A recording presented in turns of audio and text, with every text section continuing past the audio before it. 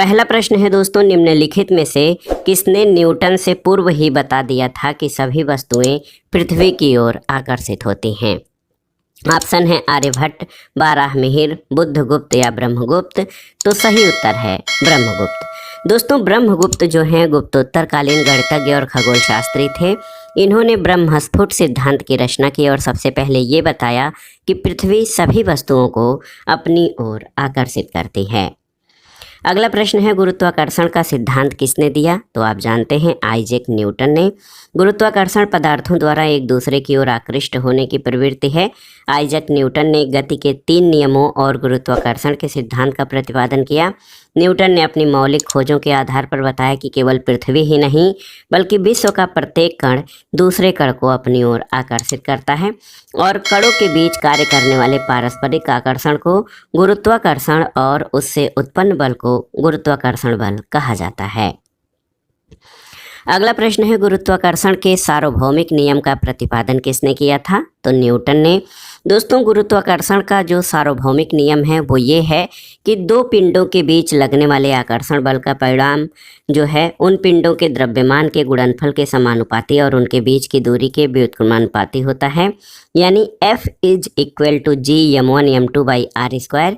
ये आपने 9th class में ही पढ़ा होगा ये फार्मूला, जहाँ F बल है, m1 पहले पिंड का द्रव्यमान, m2 दूसरे पिंड का द्रव्यमान और r दोनों पिंडों के बीच की दूरी और कैपिटल G गुरुत्वाकर्षण स्थिरांक होता है। अगला प्रश्न है दोस्तों, अंतरिक्ष यात्री निर्वात में सीधे खड़े नहीं रह सकते हैं, क्यों? तो क्योंकि वहाँ पर गुरुत्व नहीं होता है। अंतरिक्ष में कम गुरुत्व के चलते अंतरिक्ष यात्री सीधे खड़े नहीं रह पाते हैं। कम गुरुत्व में लंबे अंतरिक्ष यानों में अंतरिक्ष यात्रियों को पेशीय क्षय और अस्थियों के घनत्व में कमी का सामना करना पड़ता है और अस्थि घनत्व कम होने से अस्थियां कमज़ोर हो जाती हैं। अगला प्रश्न है दोस्तों, अंतरिक्ष यान जो चक्कर लगा रहा है उससे एक सेब छोड़ा जाता है, तो इसका क्या होगा? तो उत्तर है, आप जानते भी हैं कि ये अंतरिक्ष यान के साथ साथ उसी गति से गतिमान होगा। क्यों? क्योंकि अंतरिक्ष में गुरुत्वाकर्षण के अभाव में सेब अंतरिक्ष यान के साथ साथ उसी गति से गतिमान होगा, नीचे पृथ्वी की ओर नहीं गिरेगा।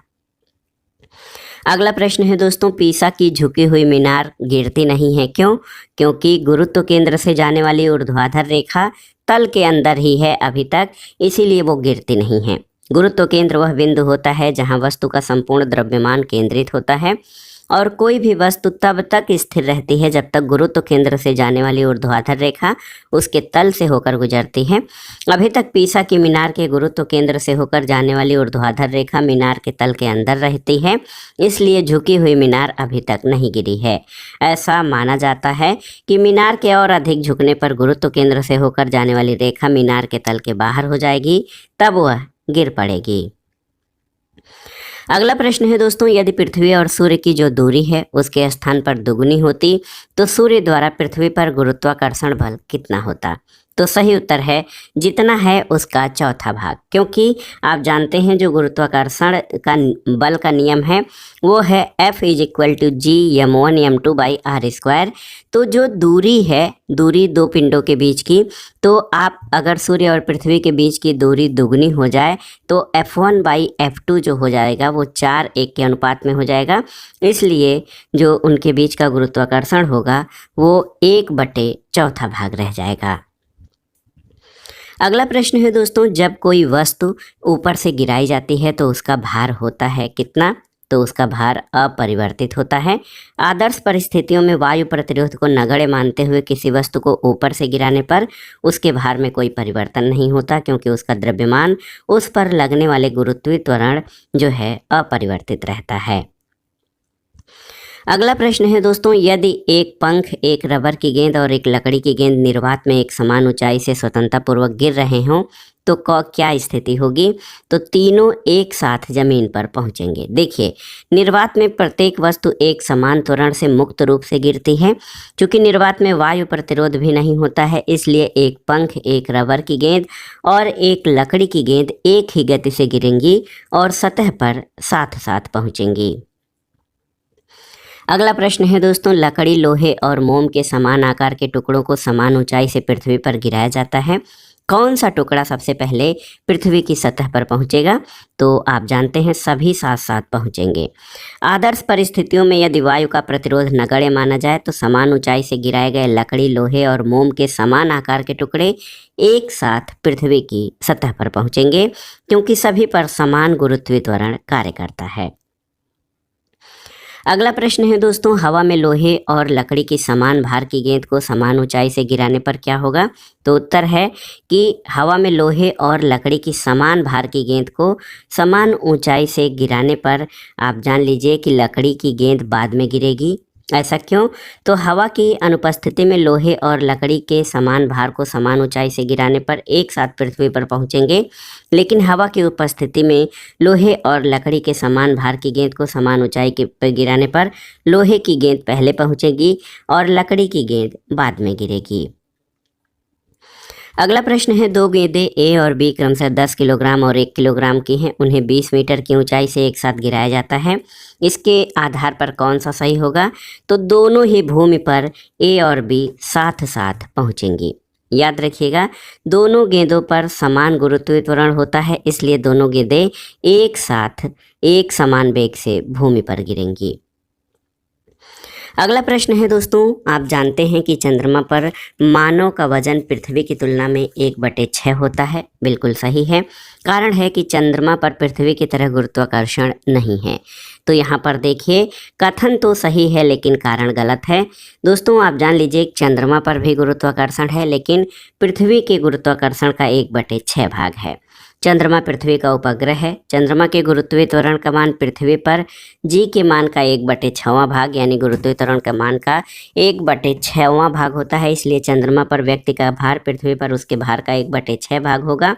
कथन सही है, कारण सही नहीं है। अगला प्रश्न है दोस्तों, किसी पिंड का भार पृथ्वी तल पर सब जगह समान होता है, ध्रुवों पर सर्वाधिक होता है, विषुवत रेखा पर अधिक होता है, या मैदानों की अपेक्षा पहाड़ों पर अधिक होता है? तो याद रखिएगा, किसी पिंड का भार ध्रुवों पर सर्वाधिक होता है। और आप जान लीजिए, गुरुत्वीय त्वरण का मान भूमध्य रेखा पर सबसे कम और ध्रुवों पर सबसे अधिक होने के कारण पिंड का भार, जो कि द्रव्यमान और गुरुत्वीय त्वरण का गुणनफल होता है, वो भूमध्य रेखा पर न्यूनतम और ध्रुवों पर सर्वाधिक होगा। अगला प्रश्न है दोस्तों, मानव शरीर का भार कहाँ पर अधिकतम होगा? तो उत्तर है ध्रुवों पर अधिकतम होगा। अगला है दोस्तों, यदि पृथ्वी के घूमने की गति या घूर्णन गति बढ़ा दी जाए तो भूमध्य रेखा पर पिंड के वजन पर क्या प्रभाव पड़ेगा? तो पिंड का वजन घट जाएगा। आप जानते हैं, किसी परिक्रमण करने वाले निकाय के भूमध्य रेखा पर अपकेंद्र बल कार्य करते हैं। ये बल गुरुत्वाकर्षण के विरुद्ध कार्य करता है, जिससे भूमध्य रेखा पर व्यक्ति के भार में कमी दर्ज की जाती है। और यदि पृथ्वी की घूर्णन गति बढ़ा दी जाए तो भूमध्य रेखा पर अपकेंद्र बल में वृद्धि दर्ज होगी और पिंड के भार में और भी कमी प्रतीत होगी। अगला प्रश्न है दोस्तों, गुरुत्व के अधीन विरामावस्था से मुक्त रूप से गिरने वाले किसी कण के मामले में टी समय में विस्थापन का विवरण कौन सा सही है? तो सही उत्तर ऑप्शन ए हो जाएगा। आप जान लीजिए दोस्तों, विरामावस्था यानी शून्य से गुरुत्व बल के साथ स्वतंत्रतापूर्वक गिरते हुए पिंड के लिए S = 1/2 GT² समीकरण उपयुक्त है, जो परवलय का समीकरण है। विकल्प ए आपका सही उत्तर हो जाएगा। अगला प्रश्न है दोस्तों, एक चिकना आनत तल क्षैतिज के साथ थीटा कोण पर आनत है, जैसा कि दी गई आकृति में दर्शाया गया है, और एक पिंड विरामावस्था से प्रारंभ कर आनत तल पर पृष्ठ पर नीचे फिसलता है। अधः स्थल तक पिंड को पहुंचने में लगा हुआ समय कितना होगा? तो आप जान लीजिए, 1/sin θ 2√2h/g होगा। ऑप्शन सी सही उत्तर हो जाएगा। ये प्योर देखिए फिजिक्स का जो है क्वेश्चन है। कण चिकने आनत तल पर समतल है, इसलिए वह जी के बजाय जी sin θ के अंतर्गत गति करेगा। और कण विरामावस्था से गति प्रारंभ करता है तो प्रारंभिक गति उसकी 0 हो जाएगी। गति का समीकरण है ut + ½ GT²। तो जब आप इस फार्मूले को सॉल्व करेंगे तो 1/sin θ √2h/g हो जाएगा। अगला प्रश्न है दोस्तों, एक ऊंची इमारत से एक गेंद 9.8 मीटर प्रति सेकंड के समान त्वरण के साथ गिराई जाती है। 3 सेकंड बाद उसका गति क्या होगा। तो ए जो है 9.8 मीटर प्रति सेकंड स्क्वायर है, टी 3 सेकंड है, यू बराबर 0 है। तो v is equal to u plus a t, तो ये 29.4 मीटर प्रति सेकंड हो जाएगा। यहाँ पर ऑप्शन सी सही हो जाएगा। अगला प्रश्न है दोस्तों, यदि पृथ्वी का द्रव्यमान वही रहे और त्रिज्या 1% कम हो जाए तो पृथ्वी तल पर g का मान क्या होगा। तो आप जानते हैं गुरुत्वीय त्वरण के मान में प्रतिशत परिवर्तन जो होगा, तो यहाँ पर 2% की वृद्धि हो जाएगी। आप जान लीजिए गुरुत्वीय त्वरण के मान में जो है पृथ्वी पर g का मान 2% बढ़ जाएगा। अगला प्रश्न है, विनाशकारी भूकंप के गुरुत्व के कारण त्वरण होगा। तो उत्तर है देखिए 980 सेंटीमीटर प्रति सेकंड स्क्वायर से कम होगा, से अधिक होगा। आप जान लीजिए कि विनाशकारी भूकंप के गुरुत्व के कारण त्वरण का मान 980 सेंटीमीटर प्रति सेकंड स्क्वायर या 9.8 मीटर प्रति सेकंड स्क्वायर से अधिक होगा। अगला प्रश्न है, एक वस्तु का पृथ्वी पर द्रव्यमान 100 किलोग्राम है, गुरुत्वजनित त्वरण g 10 मीटर प्रति सेकंड स्क्वायर। ये अगर चंद्रमा पर गुरुत्वजनित त्वरण का मान g/6 है यानी 1/6, तो चंद्रमा पर वस्तु का द्रव्यमान कितना होगा। तो आप जानते हैं दोस्तों 100 किलोग्राम द्रव्यमान वाली वस्तु कहीं भी रहेगी उसका द्रव्यमान 100 किलोग्राम ही होगा, और किसी वस्तु के द्रव्यमान पर गुरुत्वीय त्वरण में परिवर्तन का कोई प्रभाव नहीं पड़ता है, वो स्थिर रहता है। गुरुत्वीय त्वरण में परिवर्तन से वस्तु के भार में परिवर्तन होता है, न कि द्रव्यमान में। अगला प्रश्न है दोस्तों, भारहीनता होती है क्या। तो भारहीनता गुरुत्वाकर्षण की शून्य स्थिति को भारहीनता कहते हैं। दोस्तों भारहीनता वो अवस्था है जब पृथ्वी का गुरुत्वाकर्षण बल ऊपर की ओर लगने वाले बल से संतुलित हो जाए, और हम जानते हैं कि पिंड का भार Wm इंटू जी यानी द्रव्यमान इंटू गुरुत्वीय त्वरण होता है। यदि ऊपर की तरफ प्रक्षेपित वस्तु का त्वरण गुरुत्वाकर्षण बल को संतुलित कर दे तो जो है भारहीनता की स्थिति हो जाएगी।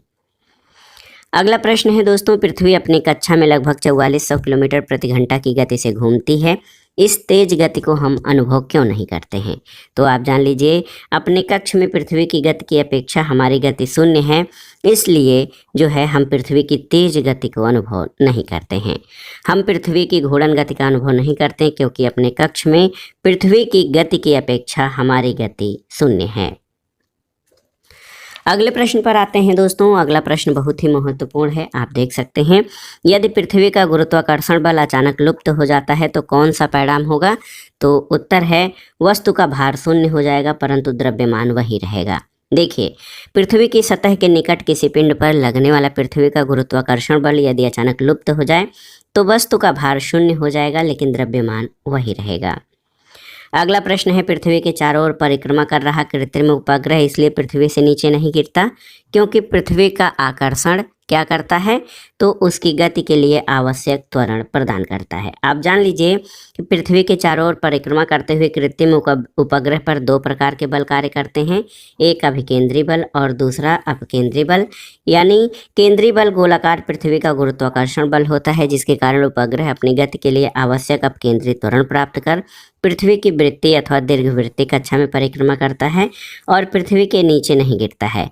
प्रक्षोभ बल के अंतर्गत वायुमंडलीकरण, पृथ्वी की गोलाई में त्रुटि, चंद्र और सूर्य के गुरुत्वाकर्षण, खिंचाव और विकिरण, दाब आदि से उत्पन्न बल आते हैं। इन बलों का योग यद्यपि कम है किंतु इनके कारण उपग्रह के पथ में विचलन आ जाता है और अधिक ऊंचाई वाली कक्षा यानी 36,000 किलोमीटर से अधिक स्थापित उपग्रह वो वायुमंडलीकरण से अप्रभावित रहते हैं, लेकिन निम्न कक्षा वाले उपग्रहों की कक्षीय त्रिज्या वायुमंडलीकरण से प्रभावित होकर धीरे धीरे कम हो जाती है और अंततः ऐसे उपग्रह पृथ्वी के सघन वायुमंडल में पहुंचकर भस्म हो जाते हैं। अगला प्रश्न है दोस्तों, अपने कक्ष में एक उपग्रह पृथ्वी के चक्कर लगाता रहता है, ये ऐसा किस कारण करता है। तो सही उत्तर है केंद्राभिमुखी बल के कारण। अगला प्रश्न है दोस्तों, एक उपग्रह अपने कक्षा में निरंतर गति करता रहता है, ये जो है अभिकेंद्र बल के प्रभाव से होता है जो प्राप्त होता है। कैसे, तो ये अभिकेंद्र बल पृथ्वी द्वारा उपग्रह पर लगने वाले गुरुत्वाकर्षण से प्राप्त होता है।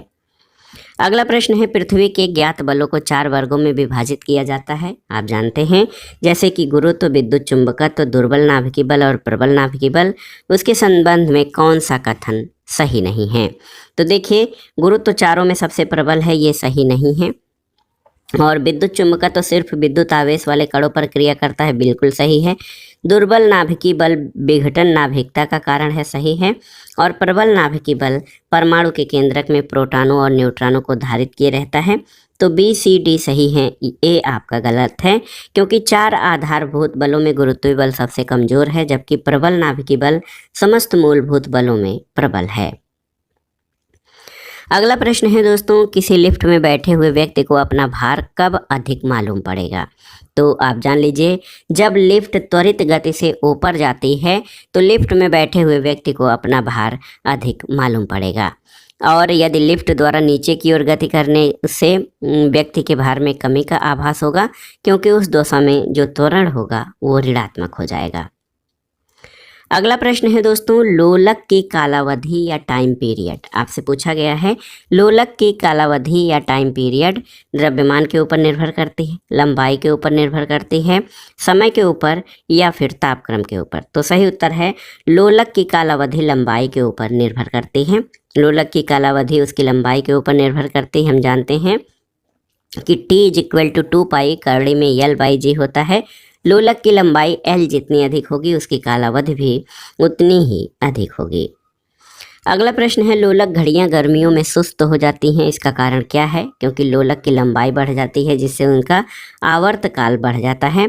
गर्मियों में लोलक की लंबाई बढ़ने के कारण उसका आवर्तकाल बढ़ जाता है, जिससे लोलक घड़ियां गर्मियों में सुस्त हो जाती हैं। अगला प्रश्न है दोस्तों, एक लड़की झूले पर बैठी झूला झूल रही है। उस लड़की के खड़े हो जाने पर प्रदोल आवर्तकाल क्या होगा? तो उत्तर है, कम हो जाएगा। लड़की झूले पर बैठी स्थिति में झूला झूल रही है, उस लड़की के खड़े हो जाने पर लोलक की प्रभावी लंबाई कम हो जाएगी, फलस्वरूप उसका प्रदोल आवर्तकाल कम हो जाएगा। अगला प्रश्न है, यहाँ पर देखिए आपको 4 कथन दिए गए हैं, इनमें से आपको बताना है कि कौन सा कथन आपका सही है। देखिए, एक गोला माध्य स्थान से गुजरता है तो त्वरण 0 होता है, बिल्कुल सही है। दूसरा है कि हर आवर्तन में गोलक 2 बार किसी एक निर्दिष्ट वेग को प्राप्त करता है, बिल्कुल सही है। दोलन के दौरान जब गोला चरम स्थिति पर पहुंचता है तो उसकी गति और त्वरण दोनों 0 होते हैं, गलत है। और सामान्य दोलक का दोलन आयाम समय के साथ साथ कम होता जाता है, बिल्कुल सही है। 1, 2 और 4 आपके सही हैं।